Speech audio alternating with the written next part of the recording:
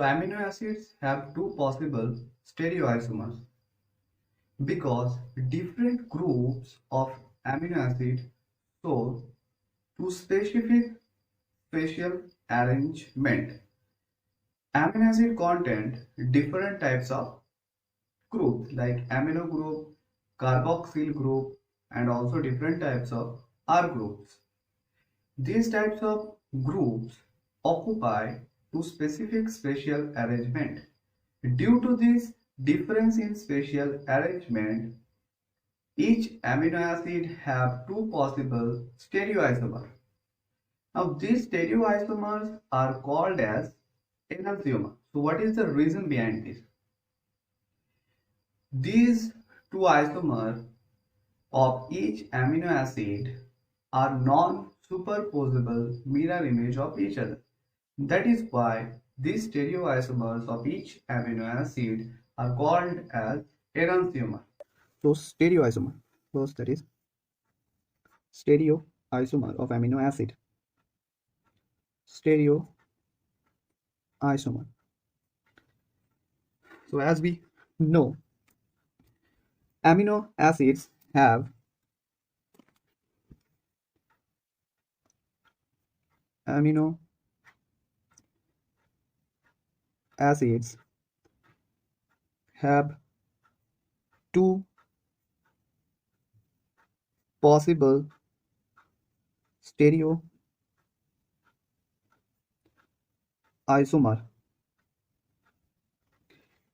because different groups so different groups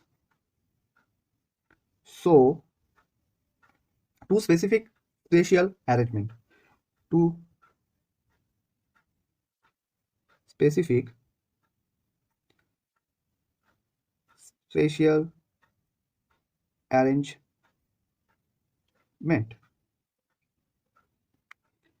So two amino acid have two possible stereoisomer because different groups so two specific spatial arrangement. Now the two isomer two stereo isomer are non superposable mirror image non superposable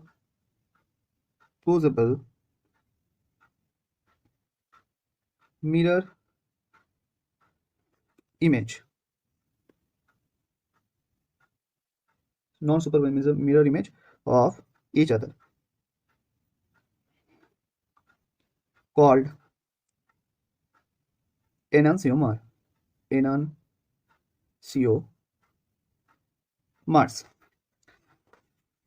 So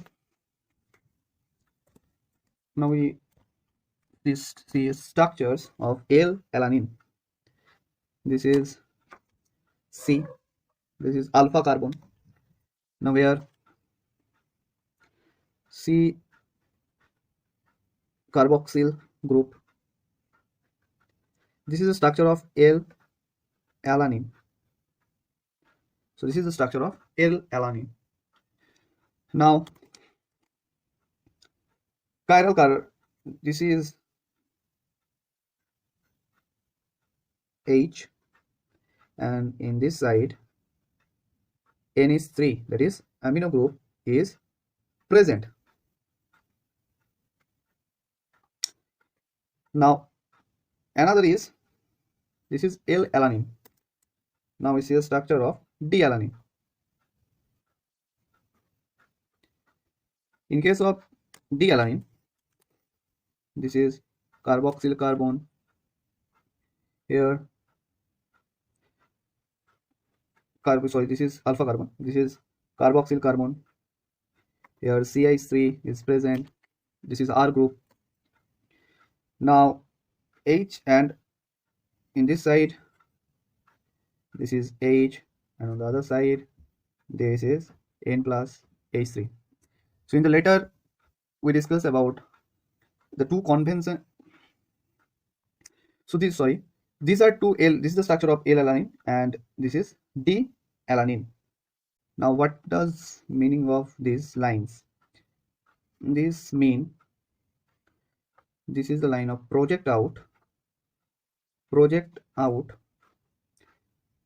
of plane of the paper,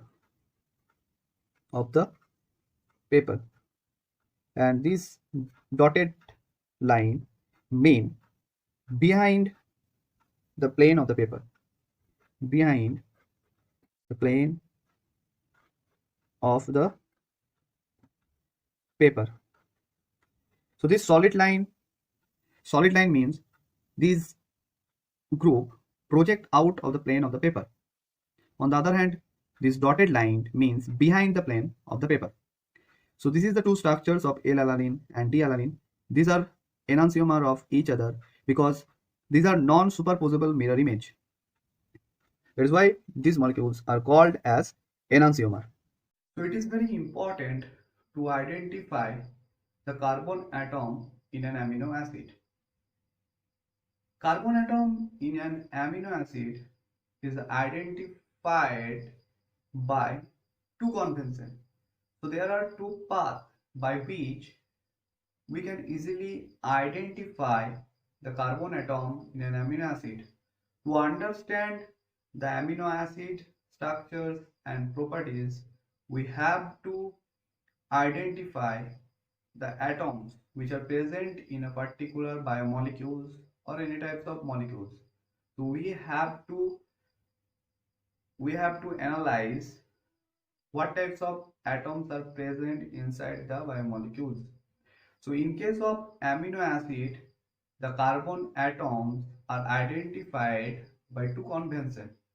In case of first convention, the naming is initiated at alpha carbon, like alpha, beta, gamma, delta, epsilon, and so forth.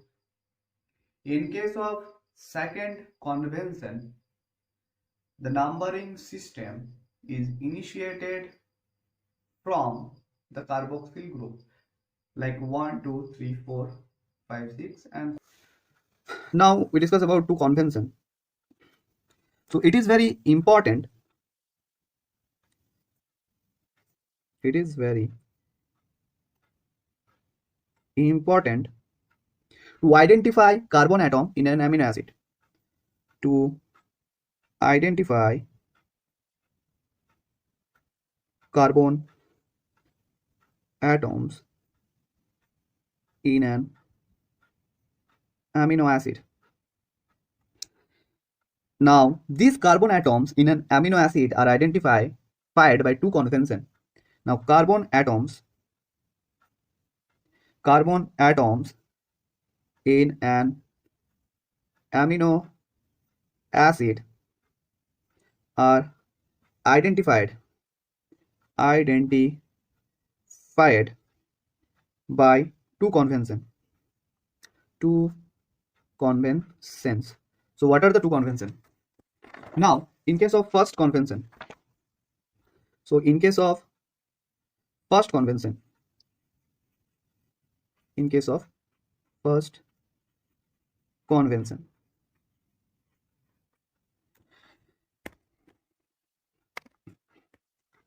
in case of first one, the naming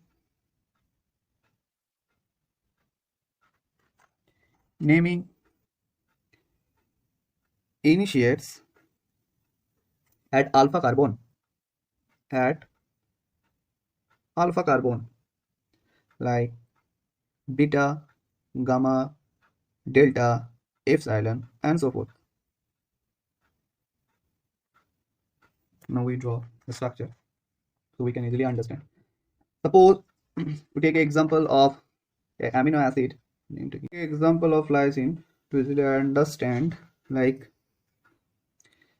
CH2 alpha carbon. Suppose this is alpha carbon, C double O minus carboxyl group. Here amino group is present.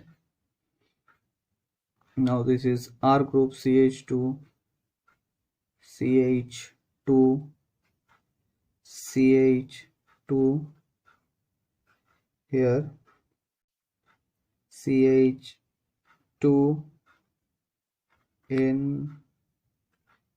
NH plus.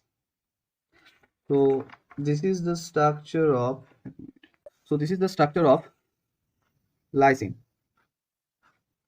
Now as you can see, this is carboxyl group, this is amino group, so that is why it is called alpha carbon. When carboxyl group and amino group binds with the same carbon, this carbon is called as alpha carbon. Now this is beta, gamma, delta and epsilon. So naming initiated at alpha carbon, like beta, like alpha carbon, like alpha, sorry, like alpha, beta, gamma, delta, epsilon. Now naming starts from here and end here. Now alpha, this is alpha, now beta, gamma, delta, epsilon. These carbons are additional carbons, and this is R group carbon. This all carbons belongs to R groups. Now what is the next convention?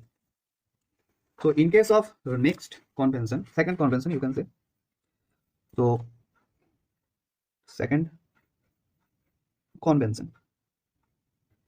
So in case of second convention, the numbering system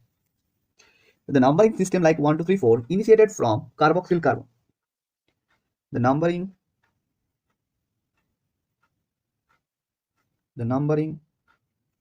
system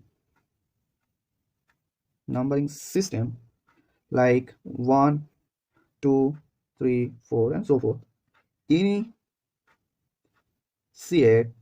initiates from carboxyl carbon. Now we take example lysine. Now suppose the structure of, we can draw a structure of lysine. CH2, this is R group. Now this is alpha carbon, CH. This is carboxyl carbon, and now this is amino group. So in case of second convention, the numbering systems initiates from carboxyl carbon. So proceed out from carboxyl carbon. The numbering system proceed out from carboxyl carbon. So this is 1, 2, 3, 4, 5, 6. So in case of second convention, this is the structure of lysine. The numbering system proceed out from this carboxyl carbon, like 1, 2, 3, 4, 5 and 6.